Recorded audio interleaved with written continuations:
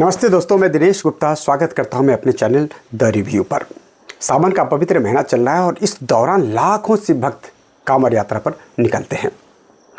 आज हम बात करेंगे झारखंड के व्यवस्थित देवघर में होने वाले कांवड़ यात्रा के पूर्ण विधि विधान की। यह यात्रा 12 ज्योतिर्लिंग में से एक बाबा बैजनाथ धाम की है, जो अपनी सादगी और आध्यात्मिकता के लिए जानी जाती है। तो चलिए जानते हैं इस पवित्र यात्रा का हर कदम विस्तार से।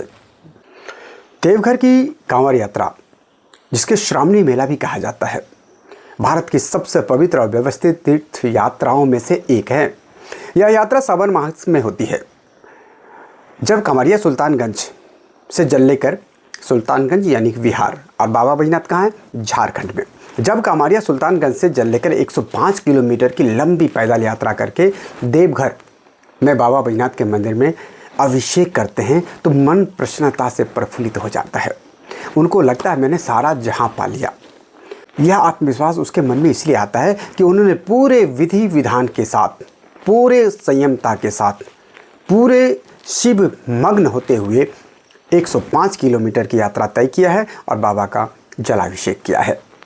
इस यात्रा का उद्देश्य सिर्फ एक है, भगवान शिव को प्रसन्न करना और मनोकामनाएं पूरी करना।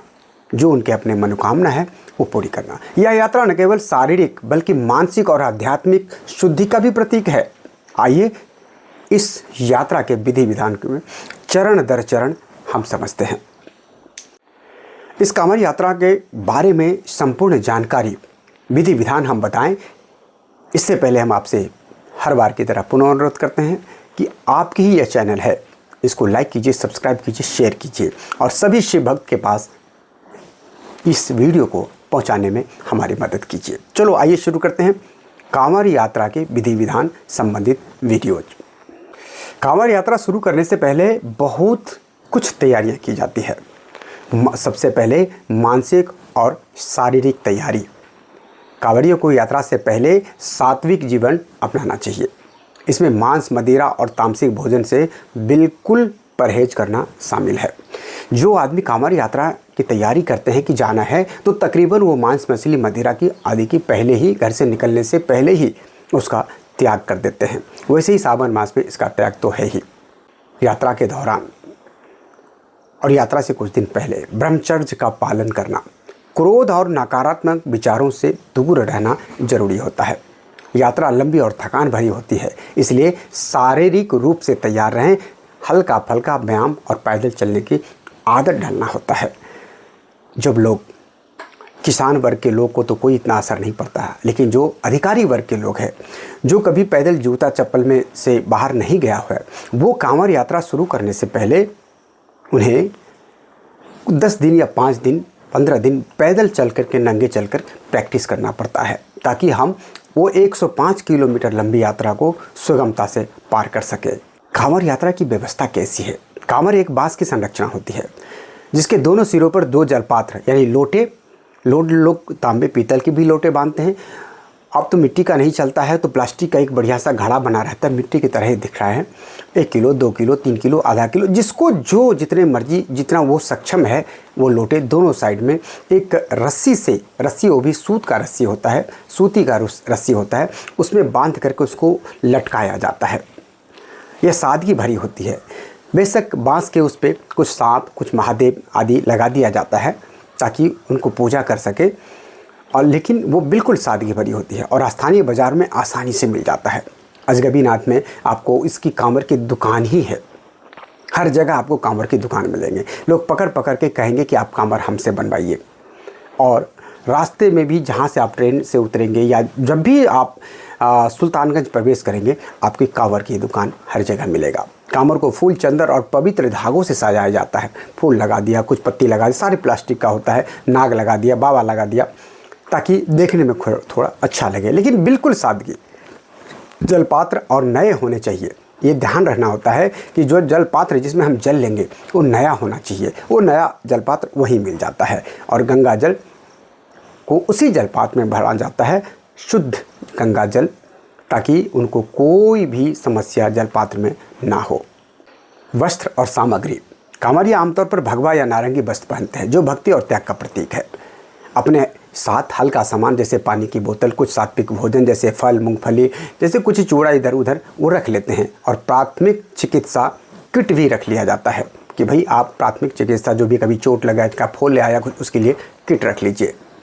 अब तो हमने तैयारी कर ली, अब आगे सुल्तानगंज हम पहुंच गए। सुल्तानगंज घाट पर नहाने के बाद जल भरने की प्रक्रिया क्या है वो भी मैं आपको बता रहा हूँ। कांवर की यात्रा की शुरुआत सुल्तानगंज से होती है, जहाँ गंगा नदी का उत्तरी बहाव माना जाता है, यानी कि गंगा वहाँ उत्तर की तरफ बहती है, तो इसका जल विशेष होता है, जो इसे विशेष रूप से इस जल को पवित्र माना जाता है। और बाबा बैजनाथ के ऊपर चढ़ाने में हर लोग गौरवान्वित महसूस करता है कि मैंने यहाँ के जल बाबा बैजनाथ को चढ़ाया है। कांवरिया सबसे पहले सुल्तानगंज के गंगा घाट पर स्नान करते हैं। वह स्नान शारीरिक और आध्यात्मिक शुद्धि के लिए होता है। स्नान के बाद कांवरिया भगवान शिव और माँ गंगा से प्रार्थना करते हैं और संकल्प लेते हैं। वहाँ पर पंडित उपस्थित रहते हैं संकल्प दिलाने के लिए। आप पंडित के पास उसको रखिए, पंडित आपको संकल्प दिलाते हैं कि वे यह यात्रा पूरी करेंगे और जला अभिषेक महादेव का करेंगे। संकल्प के दौरान कांवरिया प्रण करते हैं कि वे गंगा जल को पवित्र रखेंगे और उसे ज़मीन पर नहीं रखेंगे, और इसको बिल्कुल श्रद्धा के साथ, पवित्रता के साथ बाबा बैजनाथ के दरबार में हम उनके ऊपर जलाभिषेक करेंगे। यह संकल्प लोग अपने से भी लेते हैं और वहाँ पर पंडित उपस्थित रहते हैं, उसके भी गोत्र पोत्र इधर उधर जो भी कुछ करके फिर उनको संकल्प दिलाते हैं। कांवरिये अपने जल पात्रों में यानी डब्बा में यानी कि मटके में गंगा जल भरते हैं। यह जल 2 लोटों में भरा जाता है। महत्वपूर्ण समझिए, 2 लोटों में भरा जाता है जो कांवर के दोनों सिरों से लटकाए जाते हैं। जल भरने के बाद कांवर को कंधे पर रखकर यात्रा शुरू करते हैं। दोनों वो जल जो भर के रखे, जिस जल का संकल्प कराया गया है कि मैं चढ़ाऊँगा, वो दोनों जगह बांधे जाते हैं। साथ में 2 छोटी छोटी डिब्बियाँ जिसको पवित्री जल कहते हैं, वो 2 छोटी छोटी डिब्बियाँ भी कांवर में ऊपर की तरफ बांधा जाता है, ताकि कहीं अगर कांवर को रखें तो अपने आप को शुद्ध करने के लिए उस जल का उपयोग करें। अब 2 जल है, अब 2 जल क्यों बना लिया गया है दोनों कांवर में, तो इसका भी एक कारण है। एक बाबा बैजनाथ पे चढ़ते हैं और एक वहाँ से 40 किलोमीटर दूर एक डब्बा बाबा बासुकीनाथ को चढ़ाते हैं। इसमें कुछ नियम है। अब नियम के बारे में समझ लीजिए। गंगा जल को कभी भी ज़मीन पर नहीं रखा जाता है। इसके लिए कांवर स्टैंड या पेड़ पर लटकाई जाती है। जगह जगह हर दुकानदार, सरकार के द्वारा हर जगह कांवर स्टैंड बनाया गया है और कांवर स्टैंड पर लोग कांवर रख देते हैं, तभी जाकर के कुछ बैठते हैं, उठते हैं या अल्पाहार वगैरह लेते हैं। सबसे महत्वपूर्ण, कांवरिया नंगे पैर चलते हैं और रास्ते में सात्विक भोजन ही ग्रहण करते हैं। उससे भी महत्वपूर्ण बात, कांवरिया जहाँ पर कांवर रखें उससे आगे नहीं जाते हैं। अब यहाँ पर एक बहुत बड़ा अंतर है हरिद्वार और देवघर के कांवर में। हरिद्वार के कांवरिया कांवर कहीं रख देते हैं, पूरे मार्केट घूम लेते हैं, इधर उधर चले जाते हैं, इधर उधर घूमते रहते हैं, मोटरसाइकिल साइकिल हर चीज़ से घूमते हैं। लेकिन नहीं, यहाँ एक बहुत बढ़िया व्यवस्था है। यहाँ पर एक इतना बढ़िया आस्था है जिसका कहीं भी सानी नहीं। कांवरिया नंगे पैर चल रहे हैं, कांवर स्टैंड पे कांवर रख देंगे, लेकिन कांवर से आगे वो किसी भी परिस्थिति में नहीं जाएंगे। कांवर से पीछे ही वो अल्पाहार करेंगे, जलपान करेंगे, सब कुछ करेंगे, लेकिन कांवर से आगे नहीं बढ़ेंगे, यानी कि कांवर से आगे अपने आप को नहीं ले जाएंगे।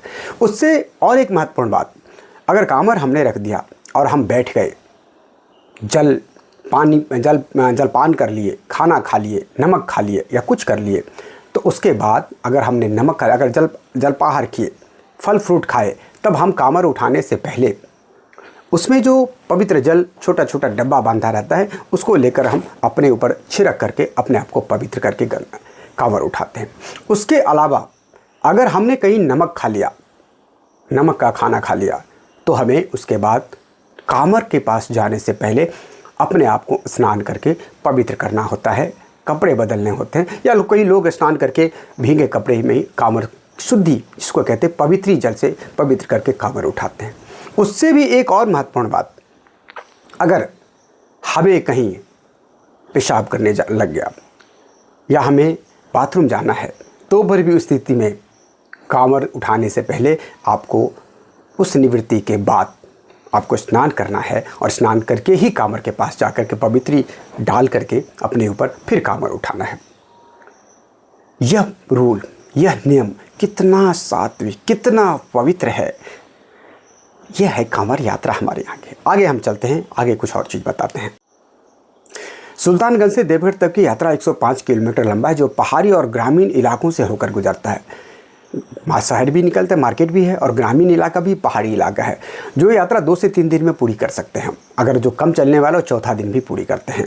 मार्ग में व्यवस्था बहुत बढ़िया है। लेकिन जैसे आपने यात्रा शुरू करी और शाम को जहाँ पर आप कांवर रख करके आप विश्राम किए, तो सबसे पहले कांवर रखने के बाद आप पहले पवित्र होकर के नहा करके बिल्कुल पवित्र हो जाए खाना खाने से पहले, और पहले कांवर की पूजा करें। लोग अगरबत्ती, चंदन, दिया, हर चीज़ से लेकर के पहले उनको पूजा करते हैं। पूजा बढ़िया से व्यवस्थित होता है, आरती करते हैं महादेव का, फिर इसके बाद प्रणाम करके, फिर इसके बाद कान पकड़ के उठक बैठक करके माफ़ी मांगते हैं, और फिर माफ़ी मांगने के बाद जा कर के अपना विश्राम करते हैं, भोजन करते हैं।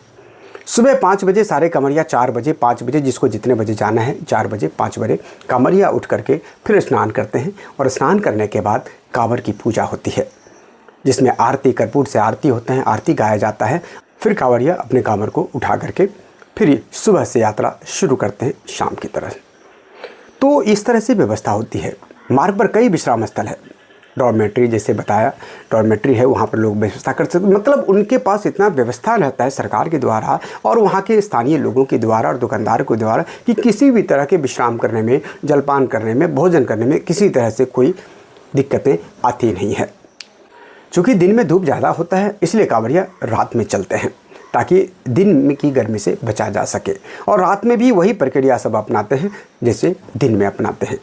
रात में सावन श्रावणी मेला के अंदर कोई दिन और कोई रात वहाँ दिखाई नहीं देता। सरकार की तरफ से पूर्ण रूपेण व्यवस्था होते हैं कि आप रात को भी चल सकते हैं, दिन में भी चल सकते हैं। दुकान 24 आवर खुला रहता है। रास्ते में भजन कीर्तन, शिव भक्ति के गीत गाए जाते हैं जो कांवरियों का उत्साह बढ़ाते हैं। जगह जगह धर्मशाला है, धर्मशाला में भी अच्छे प्रोग्राम सरकार के माध्यम से या कोई कलाकार है उनके माध्यम से रखा जाते हैं ताकि कांवरिया बैठ करके उस प्रोग्राम का आनंद ले और अपने थकान को मिटाए। देवघर कांवड़ यात्रा में नियम और अनुशासन भी बहुत है। कांवरिया को रास्ते में किसी से झगड़ा या बहस नहीं करना है और नहीं करना चाहिए और नहीं करते हैं।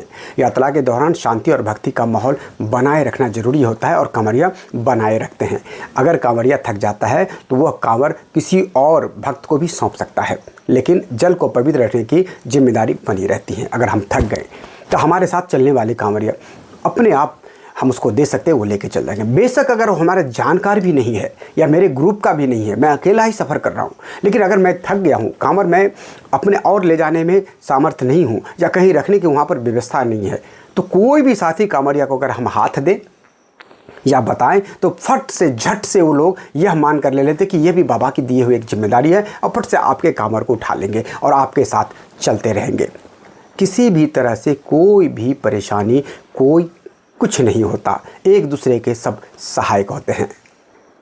मार्ग में कई पड़ाव है। रामपुर से लेकर के कांवरिया, धर्मशाला, हरला, जोरी, दुम्मा जैसे सुइया पहाड़ जैसे कई ऐसे पहाड़, धर्मशाला है, पड़ाव है जहाँ पर आप इच्छा है आप वहाँ पर रात्रि विश्राम कर सकते हैं। दिन में तो कहीं, लेकिन रात्रि विश्राम आप वहाँ पर कर सकते हैं।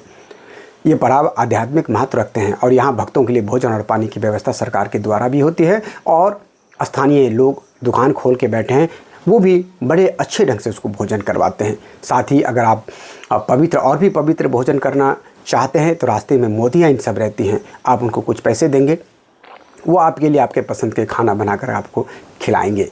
यह भी एक बहुत उत्तम व्यवस्था है। यात्रा का सबसे महत्वपूर्ण हिस्सा है बाबा का जलाभिषेक। बाबा बैजनाथ मंदिर में जलाभिषेक। मंदिर प्रवेश ऐसे करते हैं, देवघर पहुँचने पर कांवरिया मंदिर के कतार में लग जाते हैं। प्रशासन द्वारा दर्शन मार्ग और स्पीड मार्ग की व्यवस्था की जाती है। स्पीड मार्ग तेजी से दर्शन के लिए, जबकि दर्शन मार्ग सामान्य कतार है। कांवरिया मंदिर के गर्भगृह में प्रवेश करते हैं और गंगा जल बाबा बैजनाथ के ज्योतिर्लिंग पर चढ़ाते हैं।